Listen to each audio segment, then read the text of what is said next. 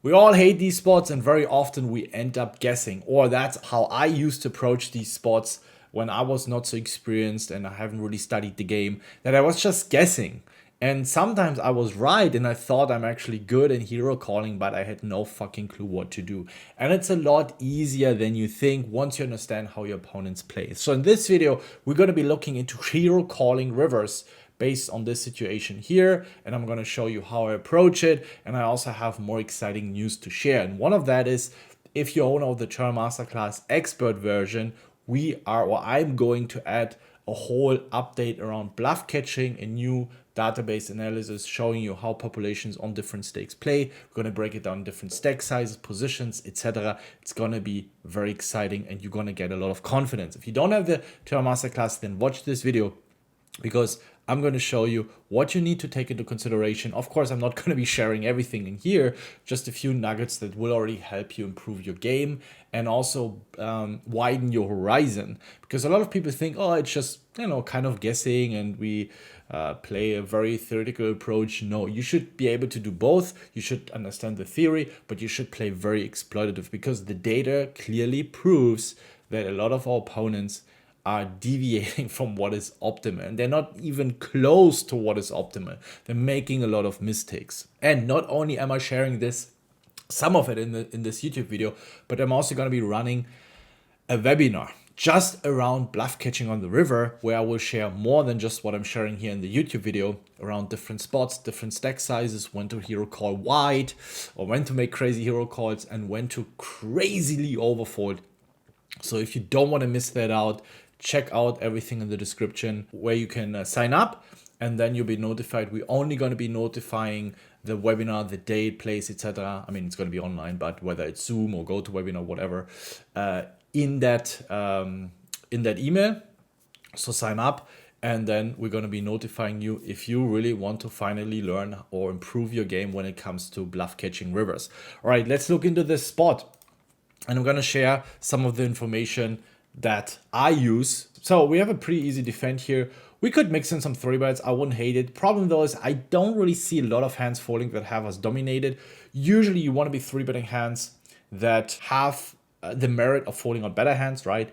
Maybe queen 10 off folds, but king jack off is not folding. King 10 off is probably also not folding. We fold out 10-9 off, jack 5 suited. So we fold out a lot of hands that we have dominated. So I would prefer 3-betting something like jack 8 suited or 9-8 suited, right? We fold out jack 9 off, jack 10 off. So that kind of stuff. Now, flop, pretty standard. Turn is a bit of a weird sizing that also helped me making my river decision. So we call again. We could think about raising. There could be some like queen 8s and ace queens in his range that fold against the raise, but also he's gonna have like ace 3, ace 4, nut flush draws. A lot of the hands we are ahead against. We also block ace 10 and spades, which could be one of these slow plays that tries to induce something with some funky sizings here. And then on the row he bets this. Now, I could see this value-wise with like a weak king. I think with a king, it wouldn't be too bad.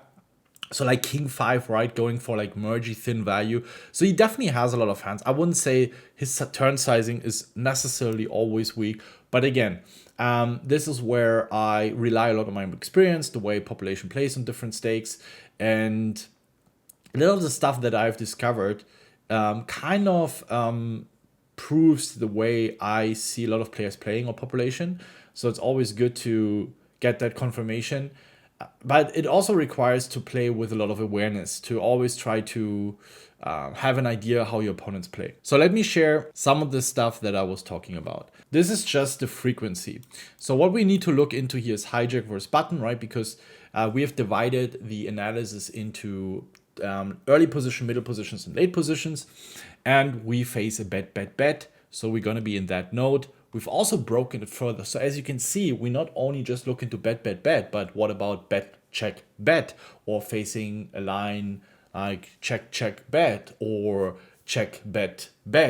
So there are a lot of different lines that where we need to break it further down. We cannot just, oh, if someone bets the river, we need to consider first the position. We need to consider the stack sizes because people play different, right? Playing a bet all in with 30 big blinds or 40 big blinds is likely easier executed than with 80 or 90 big blinds. We're going to be looking into 30 to 50 big blinds, and we see that bet here from the later positions, it happens 51% of the time. So we see bet, check, bet. So if someone bets the flop, checks the turn, bets the river, it happens 35% of the time. So that means that this line happens, or this river bet happens a lot less than after betting flop and turn. 51 is already considering that he bets the flop, bets the turn. He's giving up 50% of the time and continues 50% of the time. Now, a bet is not a bet because we need to consider different sizes as well. This is just for me to get an overview where we face more passive lines, or let's say passive frequencies in terms of betting, and when do we face more aggression, right? So we have the same for out of position, then also for check raising, flop, bet, check raising river in general. So a lot of the aggression that we face where we can look into how our opponents play. Now, the best part of this is that this is not everything. Now we need to break it down how the ranges look like. And this is where we use Hand to Note, which is a fantastic tool to run these analysis. And we want to be looking up here. We have 4 tables. The other 3 are for the other stack sizes, 15 to 30 big blinds here, 30 to 50 big blinds we want to be looking into here, 50 to 75 and 75 big blinds plus. Now, if we look into this HUD here, we see again stat value 51, so it happens 51% of the time. And we see this is 27% of the time weak. Now, weak is being considered down here in the post-flop diagram, missed overcards, missed trash, ace high, just until missed draw. But in this line, there are some low pairs, of course, that's not going to be value, it's going to be bluff. Middle pair onwards is usually where the value part starts, because you can, for example, have pocket jacks, right? And the board is 10-5 deuce, turn deuce, river queen. So now you have a middle pair, you don't have a top pair or over pair anymore, but you still go for value, right? So a lot of the middle pair part is value, just the turn or river changes dynamics. Or if you have pocket tens or 9-5 deuce, you bet.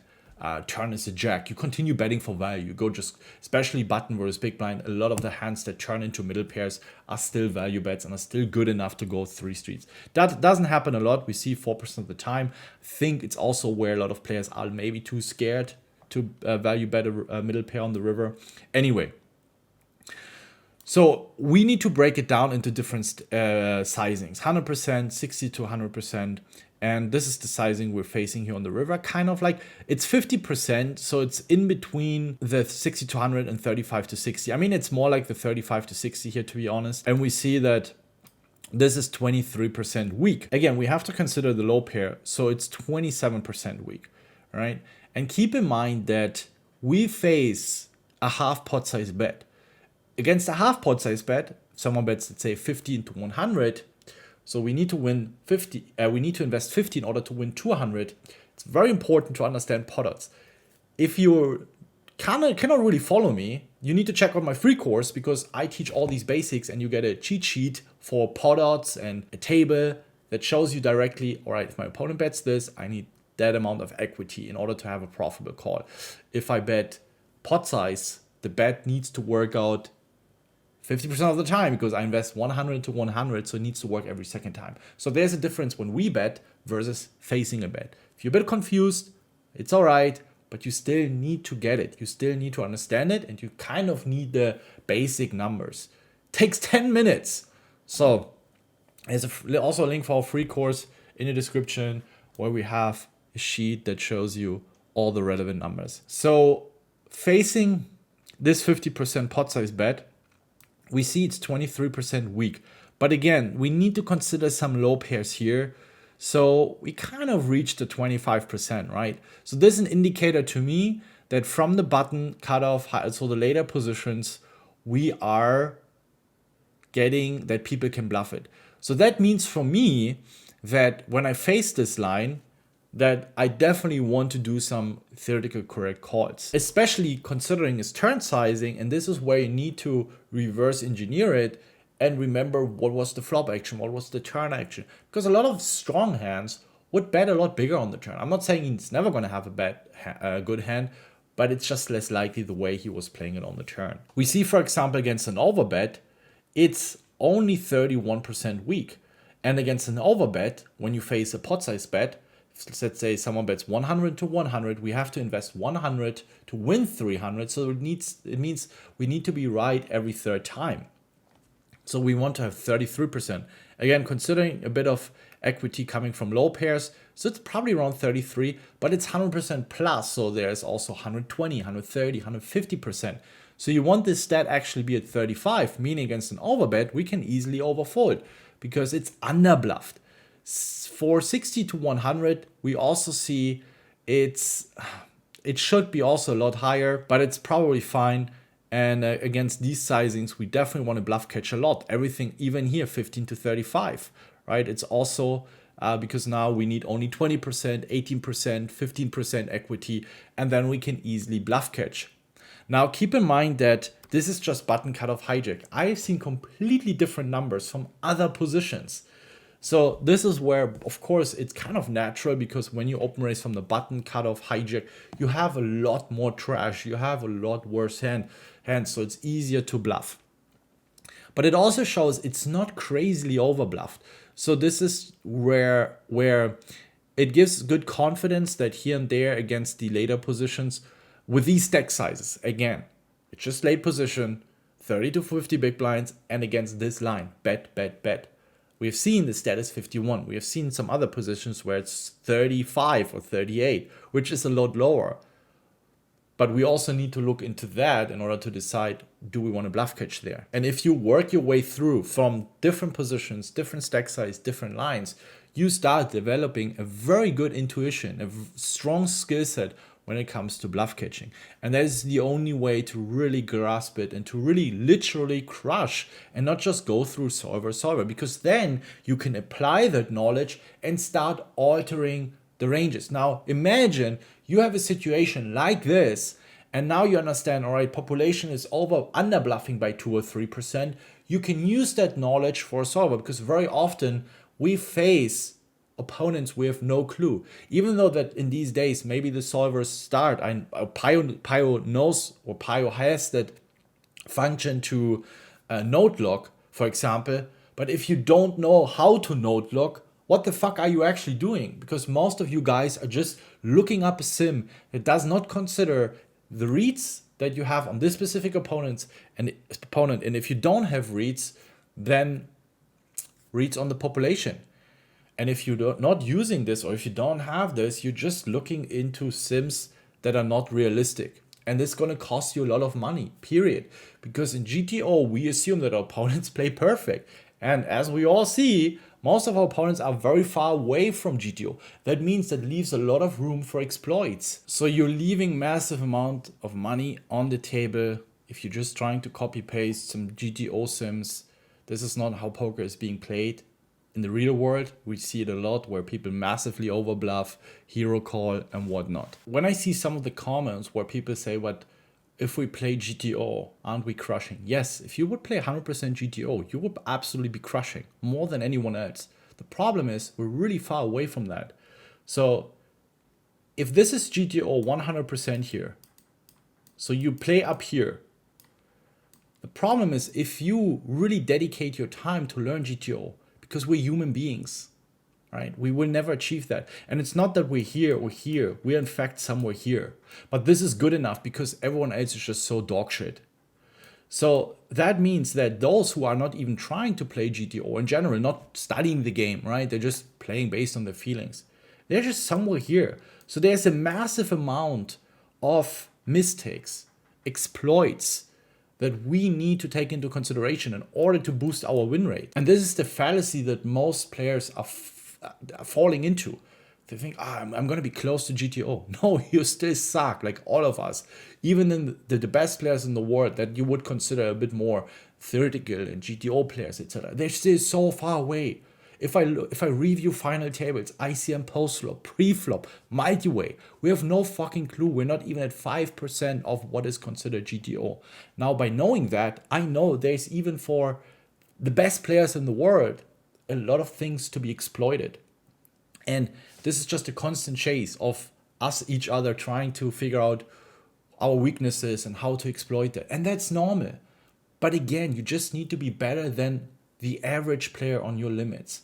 I don't strive to find massive amount of leaks in against the best here, because I know if I just focus on the weaker opponents, I'm going to be making more money, because my day also only has 24 hours. So why would I dedicate most of my time against the best in the world when they have fewer leaks? They still have a lot of leaks, but fewer leaks than some weaker regulars or some recreationals. So 80-90% of my time goes into finding leaks and exploits against them.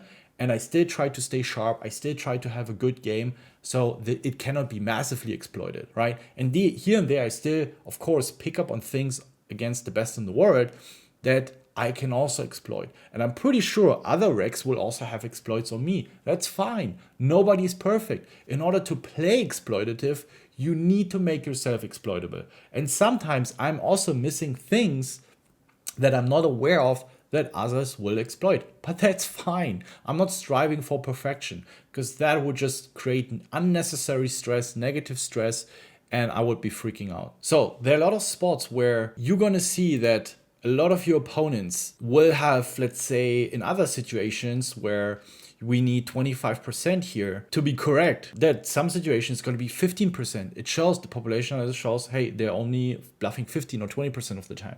So I don't even need to imagine that situation that when I face this line, it's going to be massively underbluffed, that you don't even need to think about your fucking blockers.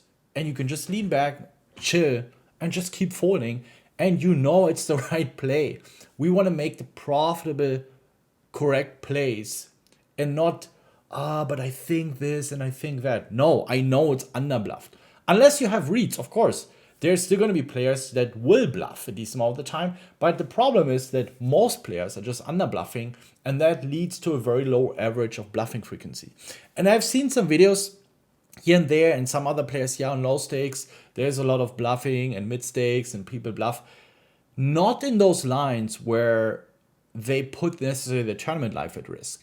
And this is what you need to consider. A bluff is not a bluff. If someone makes content or says something, whatever, if it's a player, a coach, and says it's underbluffed, no, it depends. There is a big difference if someone bluffs in a 5 big blind pot on the river is 2.5 big blinds, or the pot is 50 big blinds and he overbet jams 150 big blinds. There's a massive difference. There's certainly a lot of situations that are overbluffed, but there are also a lot of situations that are underbluffed. Your goal is to identify which are the ones that are overbluffed, which are the ones that are underbluffed. Which stack sizes, which lines, bet, check, bet, bet, bet, bet, check, raise, flop, bet, bet, bet. There's a massive difference. You cannot overgeneralize. We need to go into the detail and find out where the population sucks and where they're actually finding the right frequencies of bluffing. And then we also need to differentiate between low stakes, mid stakes, and high stakes. That's the only way. It's a bit of work, but we're presenting this on a silver plate. Here in this video, you get it. You get an idea how we approach it. You will get more of it in the free webinar. And if you're lucky enough to have access to the expert version of the Turn Masterclass, remember, for the last 1 or 2 years, I've been creating a lot of content around population analysis, all sorts of different spots from preflop to river. And in this one, we're only going to be focusing on bluff catching on the river, facing all sorts of different lines. It's going to be spicy. It's going to be exciting. And don't forget, we also started our famous WCOOP sale. So if you want to improve your game, now it's the best chance. Check out everything in the description. And then I see you guys at the tables. Use that knowledge wisely, and then good luck at the tables. Yeah, I ended up calling. He shows me the ace, deuce, and spades. Kind of the hand strength that I would expect very often after that turn sizing. It's all right. I just think bad turn big, bad river big, even if it might be a little out of line and we don't want to be bluffing with a nut flush draw. You don't want to be blocking ace, deuce, and spades. You don't want to be blocking in general, like if we have something like ace 9 in spades, ace 8 in spades that we floated the flop with against a small sizing. I think you have so many you can bluff with 10-7 hearts, 10-7 diamonds, even like ace 5 in clubs. You can just run it. But yeah, not the worst play. I think all things considered, we do have an easy call on the river, and this time we were right, which is always good.